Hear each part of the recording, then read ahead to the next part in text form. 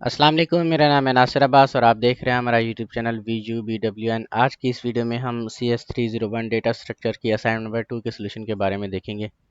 Assignment 1 को आपने देखा होगा तो उसमें हमने C++ वाली फ़ाइल को सबमिट कराना था क्योंकि उसमें हमने कोडिंग वगैरह करनी थी। इस असाइनमेंट के अंदर हमने कोडिंग नहीं करनी, तो इसलिए ये वाली जो असाइनमेंट है हमने डॉक्स फाइल के अंदर या फिर MS वर्ड फाइल के अंदर सबमिट करानी है LMS के ऊपर। ठीक है।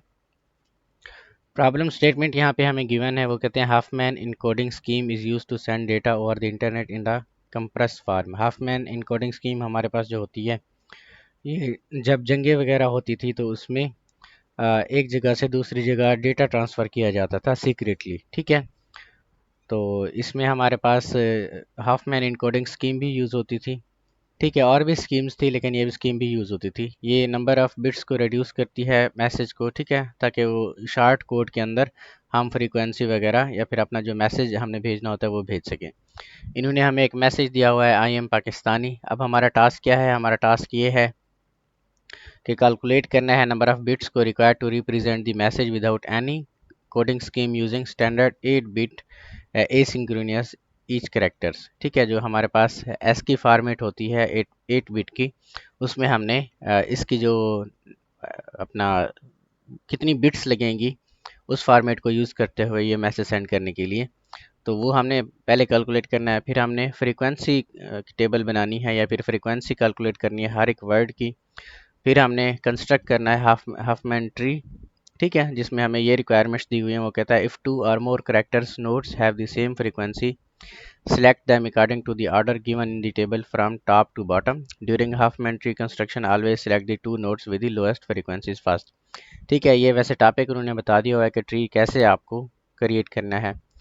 फोर्थ में वो कहता है फाइंड करना है आपने हाफमैन कोड ईच करेक्टर के लिए। फिफ्थ पे आपने total number of bits required to send message using Huffman coding आपने तलाश करना है। एवरेज इनकी तलाश करनी है और परसेंटेज कितनी रिडक्शन हो गई है ये भी आप लोगों ने बताना है। फर्स्ट ऑफ ऑल जो आंसर फॉर्मेट है वो कहते हैं आपकी इस तरीके से आंसर फॉर्मेट होनी चाहिए। इसके लिए हैंडआउट से आपका एक टॉपिक है हाफमैन इनकोडिंग। ठीक है, उन्होंने यहाँ पे जैसे एग्जांपल दी हुई है। ठीक है, ये वाली एग्जांपल है, उन्होंने 33 करैक्टर्स की एक लाइन बनाई हुई है। ठीक है, या फिर एक मैसेज बनाया हुआ है। वो कहता है इसको जब हम सेंड करेंगे तो किस तरीके से सेंड करेंगे। इसका एस की करैक्टर्स किस तरीके से हमने डिफाइन करना है कि कितनी बिट्स हमारे पास लगेंगी। ठीक है, तो कितनी बिट्स हमारे पास लगेंगी। टोटल करैक्टर्स हमारे पास इस मैसेज के 33 हैं, तो एस की 8 बिट होता है, तो हर एक करैक्टर को भेजने के लिए हमें 8 बिट ज़रूरत है। तो 33 को 8 से मल्टीप्लाई जब ये करते हैं तो हमारे पास कितने होते हैं 264। लेकिन हमारे क्वेश्चन में टोटल जो हमारे पास बिट्स हैं वो कितनी है 14। कैसे 14 है? यहाँ से अगर हम कैलकुलेट करें 1 2 3 4 5 6 7 8 9 10, स्पेस को भी गिना जाता है 11 12 13 और ये 14। टोटल बिट्स विदाउट हाफमैन हमारे पास कितनी है? अपना गिवन मैसेज के अंदर ये 14 है। ठीक है, तो सेंड करने के लिए हमारे पास कितनी चाहिए होंगी? तो 14 को जब हम 8 के साथ मल्टीप्लाई करेंगे तो ये हमारे पास आ जाएगा जी। यहाँ से कैलकुलेट हम करते हैं।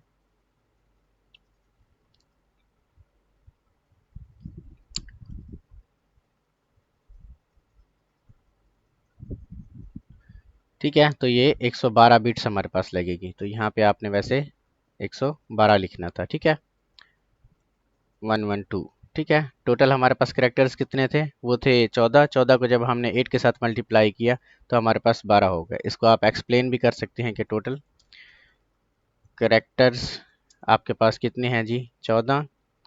तो फिर ASCII आपके पास कितनी है? वो है 8 बिट।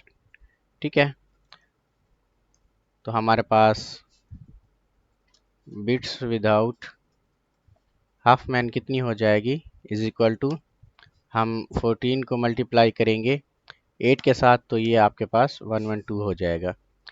ठीक है, इसके बाद सेकंड हमारे पास है, हमने हाफमैन इनकोडिंग करनी है। हाफमैन इनकोडिंग कैसे करेंगे हम? सबसे पहले उन्होंने एक टेबल दी हुई है, करेक्टर्स आई, इसकी फ्रीक्वेंसी कितनी है? ठीक है, करेक्टर्स आई की फ्रीक्वेंसी हमारे पास है 3। कैसे 3 है? जब हम यहाँ पे देखते हैं तो आई हमारा यहाँ पे भी यूज़ हुआ पड़ा है, पाकिस्तान के आगे भी यूज़ हुआ पड़ा है, और यहाँ पे फर्स्ट ऑफ ऑल भी आई हमारे पास यूज़ हुआ पड़ा है। तो आई की फ्रीक्वेंसी 3 हो गई। फिर ए की फ्रीक्वेंसी भी हमारे पास 3 है। ठीक है, कैसे है? एम से पहले ए है हमारे पास, पी के बाद ए है और टी के बाद ए है। ठीक है, यानी कैरेक्टर्स को हमने गिनना है कि कितनी बार वो कैरेक्टर्स हमारे इस मैसेज के अंदर आए हुए हैं। फिर स्पेस है, स्पेस हमारे पास 2 है, एम हमारे पास 1 है, ये सारी वैल्यूज़ फिर एक एक हमारे पास आ जाती है। हाफ मैन इनकोडिंग इसकी कैसे है, इनको हमने बिट्स के अंदर कन्वर्ट करना है, तो 3 का हमारे पास 1 1 बनता है। ठीक है, ए का हमारे पास 0 1 बनेगा। फिर इसी तरीके से ये ऐड होते जाएंगे आपस में। ठीक है, तो ये कितना बनेगा ये आपके पास स्पेस का फिर 3 0 बनेगा, फिर एम का 0 0 1 0, फिर ये पी का 0 0 1 1। ठीक है, इस तरीके से इनकी कोड लेंथ आपके पास कितनी आ जाएगी।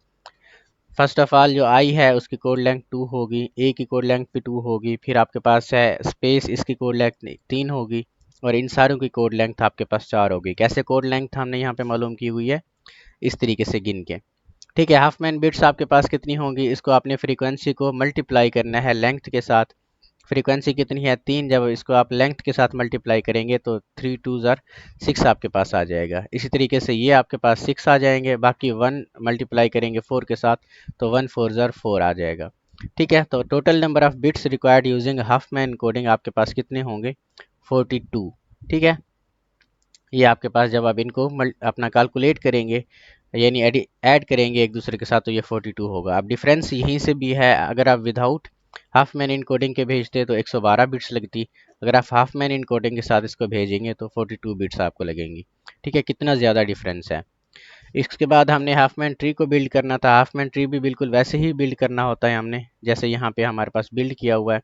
सबसे जो लोअर फ्रीक्वेंसी है उसको हमने नीचे रखना होता है, फिर उससे ज़्यादा जो फ्रीक्वेंसी है उसको ऊपर, फिर उसको ऊपर, और फिर सबसे ज़्यादा होती है वो हमारा यहाँ पे इसका पेरेंट नोड बन जाता है। ठीक है, यहाँ पे जैसे इन्होंने किया हुआ है, सबसे कम फ्रीक्वेंसी है 1 की, तो उन्होंने 1 को यहाँ पे रखा हुआ है।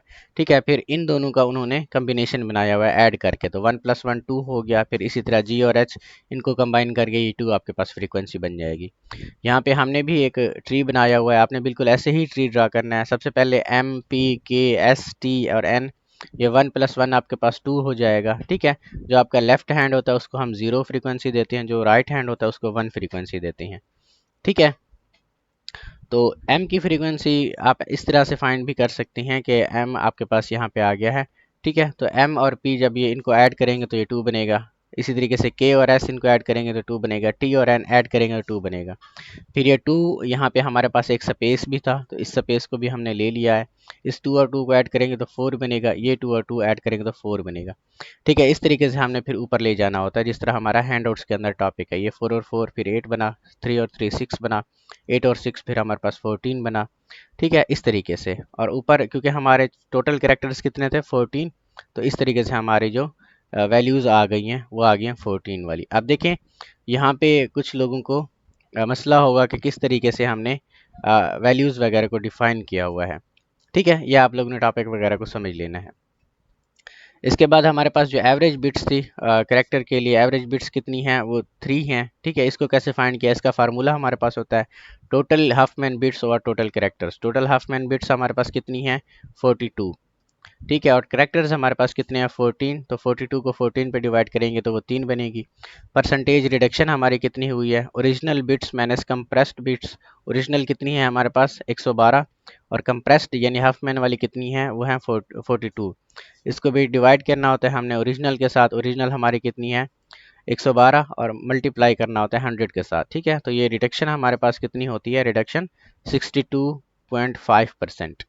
ठीक है, अगर आप यहाँ पे आ जाएं तो यहाँ पे आप इनके हाफ मैन की कोडिंग की लेंथ भी चेंज कर सकते हैं, या फिर हाफ मैन कोड को भी चेंज कर सकते हैं। जैसे यहाँ पे 1 1 हमने लिखा हुआ है आई के लिए, तो आप इनको यहाँ से अगर 14 से देखें तो आई का यहाँ पे 0 0 बन रहा है, तो आप 0 0 भी लिख सकते हैं। ठीक है, अकॉर्डिंग टू योर ट्री। ठीक है, इसी तरह ए का है, ठीक है, इसका 0 और 1 भी लिख सकते हैं, इनमें कोई भी मसला नहीं है। आप जितनी बार ट्री को इधर उधर साइड करेंगे इनकी, तो ये आपके पास हाफ मैन का जो कोड होगा वो चेंज होता रहेगा, लेकिन सबसे लास्ट में उनकी करेक्टर्स या आंसर जो है आपका सेम आता रहेगा।